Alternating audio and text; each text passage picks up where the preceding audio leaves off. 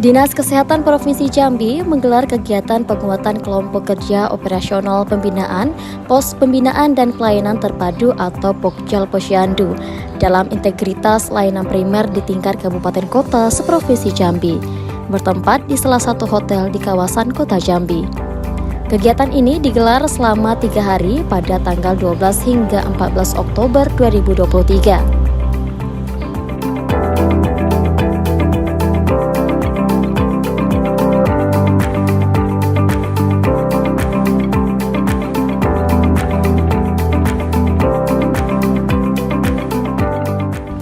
Kegiatan ini dibuka langsung oleh Kepala Dinas Kesehatan Provinsi Jambi serta dihadiri oleh narasumber dari tim penggerak PKK Provinsi Jambi serta dihadiri oleh para peserta dari kabupaten kota seprovinsi Jambi.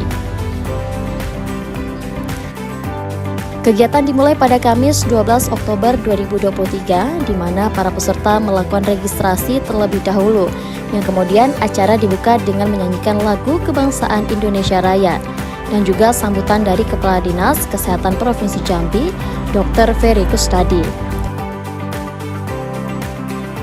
Tergantung juga, termasuk di sini pemuatan promosi ya. Kemudian yang saya setuju itu mendekatkan layanan kesehatan. Oke, kalau di puskesmas itu termasuk juga ada yang unggulan. Unggulan itu dalam arti kata pelayanan kesehatan bergerak.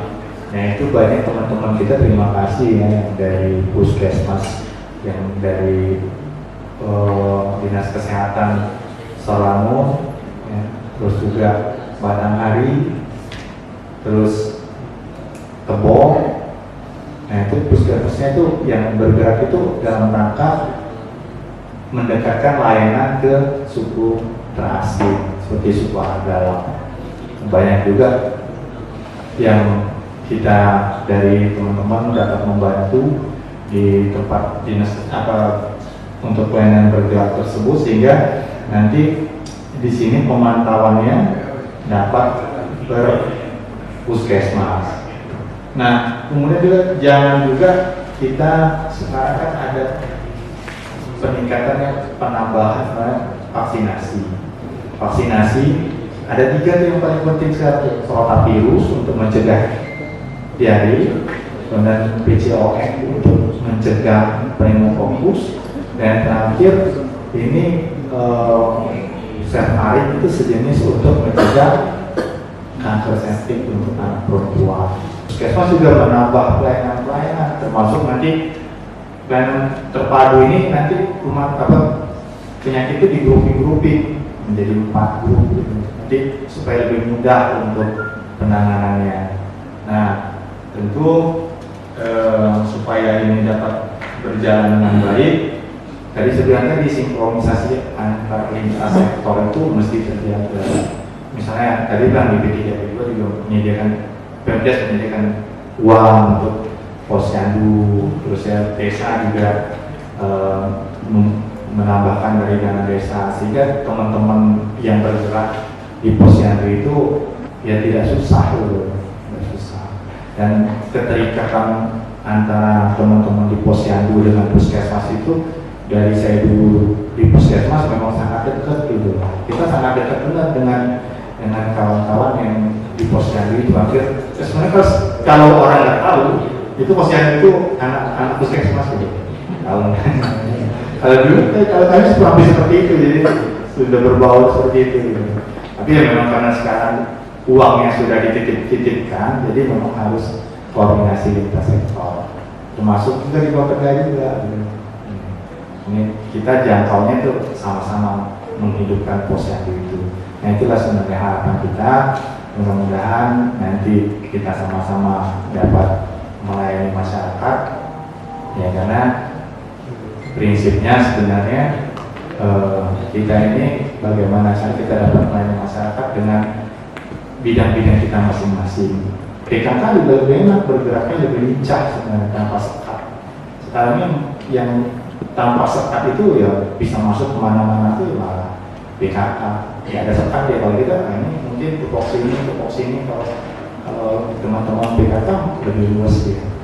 Mungkin itu saja dari saya, mudah-mudahan kita semua dapat melaksanakan kegiatan ini datang kita dalam keadaan sehat, juga pulang juga dalam keadaan sehat, dapat menambah kompetensi kita nanti pulang, dapat kita memberikan juga pencerahan-pencerahan di tempat kita kerja nanti.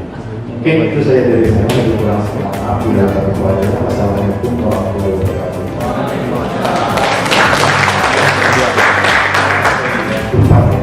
Dan mengucapkan bismillahirrahmanirrahim, pertemuan kekuatan pembinaan yang federasi yang primer di tingkat provinsi resmi selesai.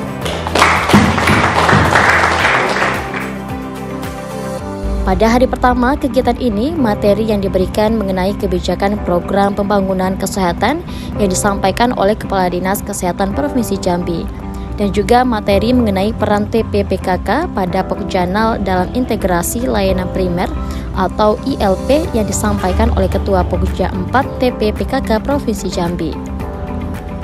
Pertama-tama saya ucapkan terima kasih kepada Dinas Kesehatan Provinsi yang sudah mengundang kami dari PKK Provinsi untuk menyampaikan terkait dengan posyandu. Adapun yang diminta oleh panitia adalah terkait dengan peran tim penggerak PKK Provinsi Jambi pada Pokjanal dalam integrasi layanan primer.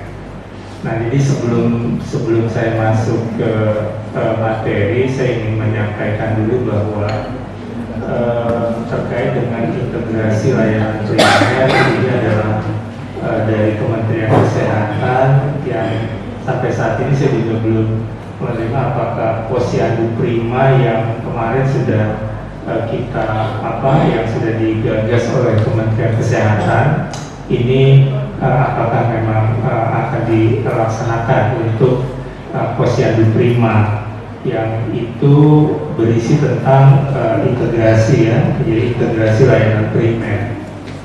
Untuk visi dan misi gerakan PKK ini kita kutip aja yang sampai dengan tahun 2020, karena PKK ini mengikuti juga dari kepemimpinan periode jadi sampai 2024 untuk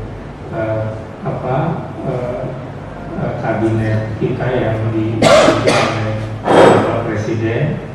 Jadi visinya di sini terwujudnya keluarga sehat, cerdas, berbudaya, beriman, bertakwa menuju Indonesia maju tahun 2024. Nah, kemudian misinya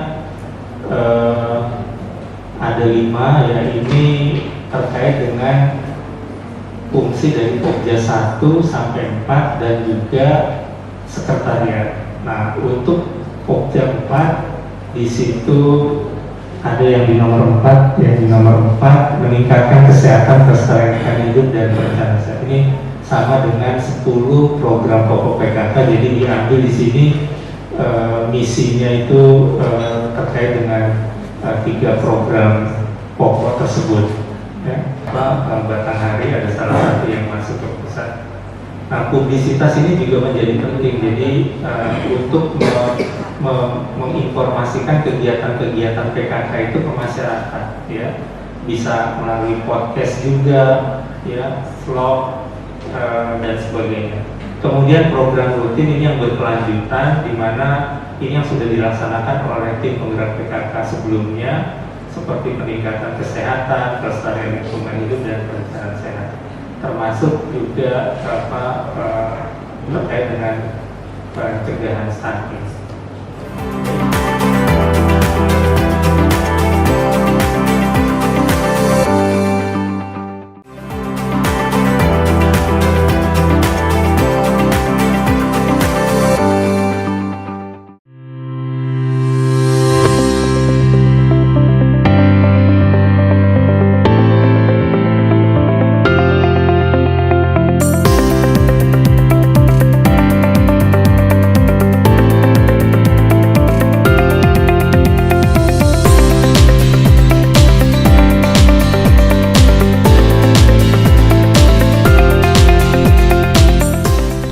Pada Jumat 13 Oktober 2023, kegiatan kembali dilanjutkan dengan pemberian materi mengenai kebijakan pemerintah provinsi dalam penguatan posyandu oleh narasumber dari Bapeda Provinsi Jambi. Kemudian dilanjutkan dengan materi mengenai penguatan pekerjaan posyandu dengan dukungan dana desa yang disampaikan oleh narasumber Daro DP3 AP2 Provinsi Jambi. Materi mengenai dukungan pemerintah dalam pelayanan dasar yang disampaikan oleh narasumber dari Kesra Setda Provinsi Jambi dan ditutup dengan materi penganggaran posyandu dan pekerjaan posyandu yang disampaikan oleh Bapeda Provinsi Jambi pada pukul 15.30 waktu Indonesia Barat hingga 18.00 waktu Indonesia Barat. Konteks kita mungkin pada kesempatan ini adalah kita membuka ruang untuk diskusi lebih luas. Saya ingin mengajak Bapak Ibu untuk kita berbicara tentang posyandu dalam perspektif pemberdayaan.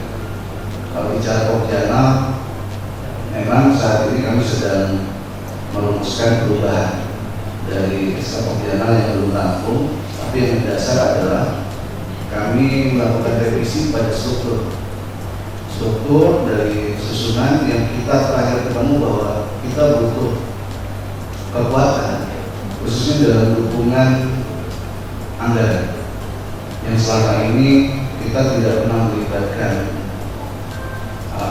legislatif dalam usulan revisi kami coba menampung, coba memasukkan legislatif sebagai salah satu anggota dalam organisasi tim Pokjana posyandu di Provinsi Jambi.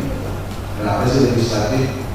Kalau bahasa insentif implementasi prioritas, Pak Kades sambungkan dengan ADD. Kalau ADD bahasanya insentif, clear, Pak Kades tidak bisa.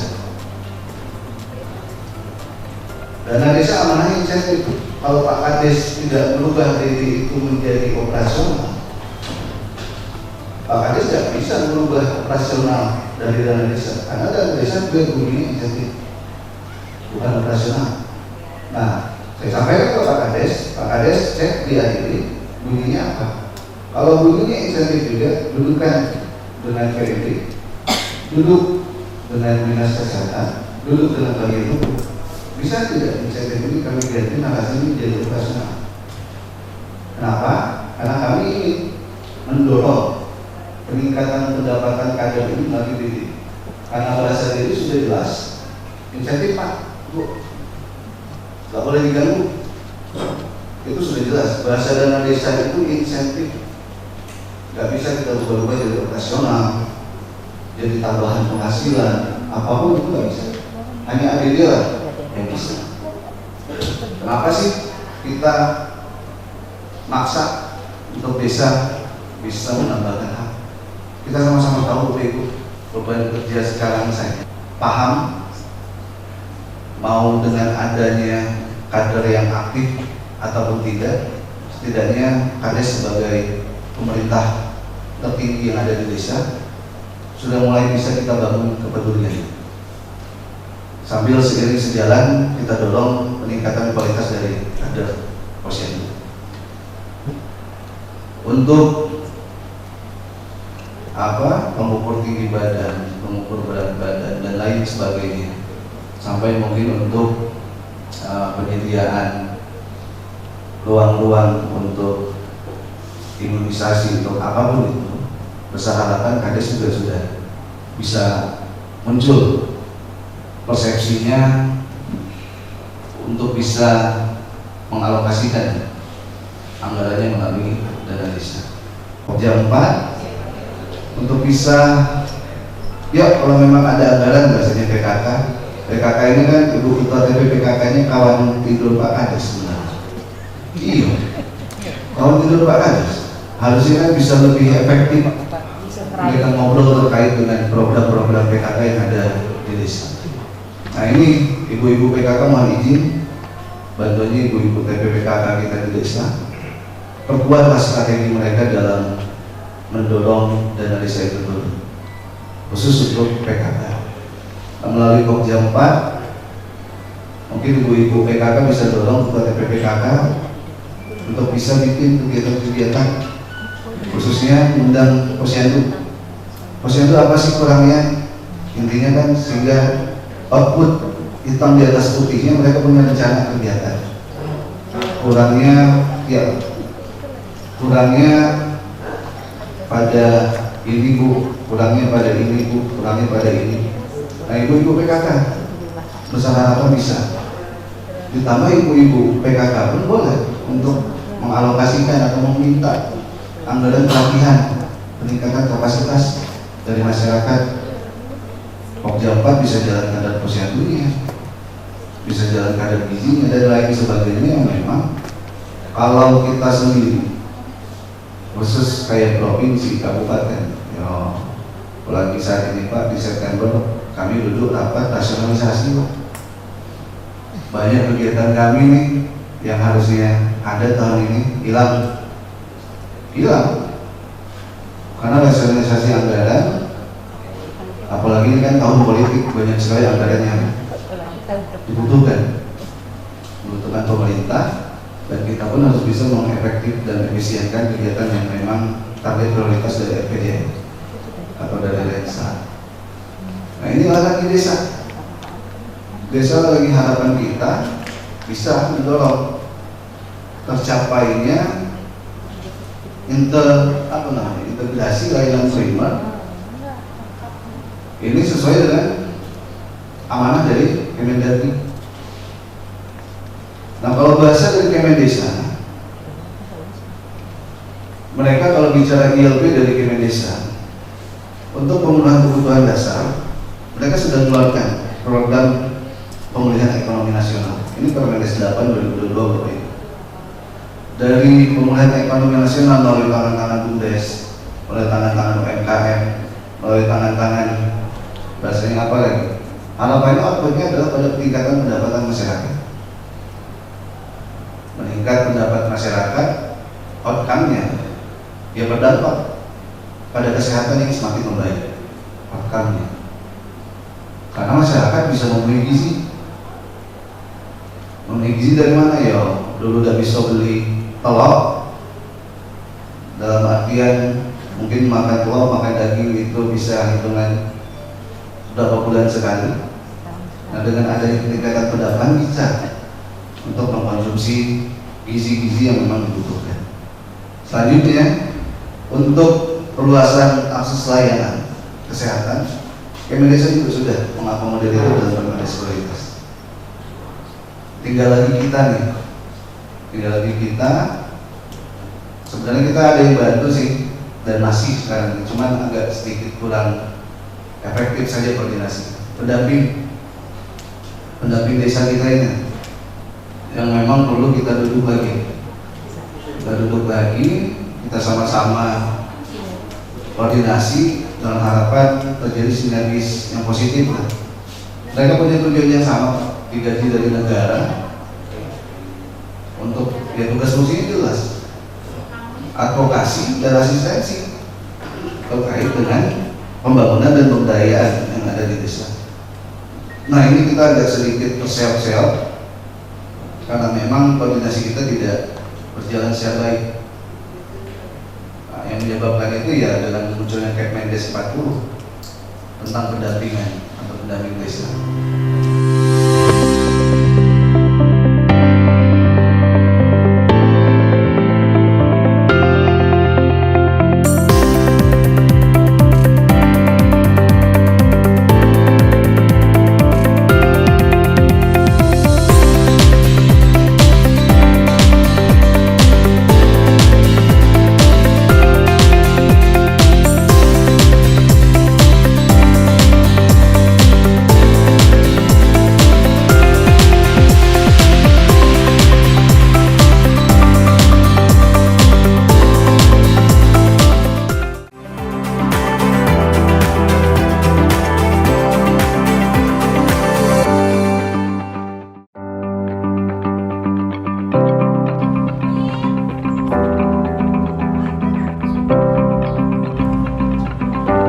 Pokjanal Posyandu adalah kelompok kerja yang tugas dan fungsinya mempunyai keterkaitan dalam pembinaan penyelenggaraan, pengelolaan posyandu yang berkedudukan di pusat, provinsi, kabupaten kota, dan kecamatan.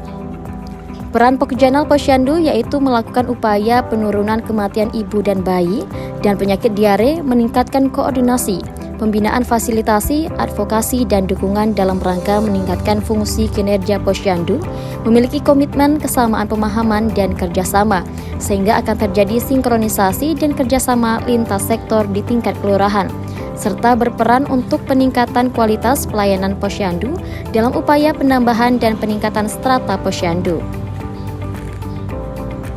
Dijelaskan oleh Muhammad Syafrizal, Kepala Bidang Kesehatan Masyarakat Dinas Kesehatan Provinsi Jambi, bahwa dengan dilaksanakannya kegiatan lintas OPD ini, diharapkan seluruh Posyandu dapat terintegrasi dan melayani tugas-tugas layanan primer, serta dapat mendekatkan pelayanan kepada masyarakat.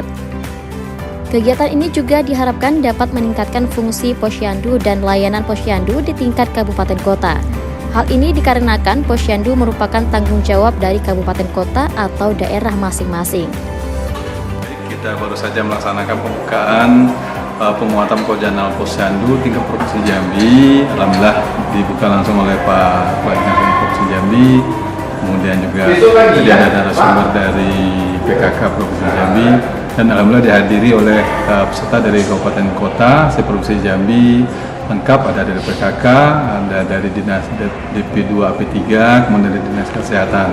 Nah, harapannya tentu dengan kehadiran lintas OPD ini kita berharap ke depan Posyandu ini bisa memang terintegrasi dan bisa melayani memang terintegrasi layanan primer yang harapannya tentu bisa melayani masyarakat, mendekatkan pelayanan ke masyarakat gitu.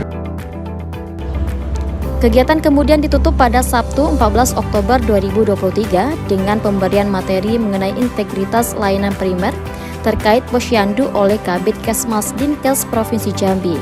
Diskusi pelaksanaan Posyandu dan Pokjanal Posyandu, rencana tindak lanjut oleh Kasih Promosi dan Pemberdayaan Masyarakat, dan kemudian ditutup secara resmi oleh Kepala Dinas Kesehatan Provinsi Jambi.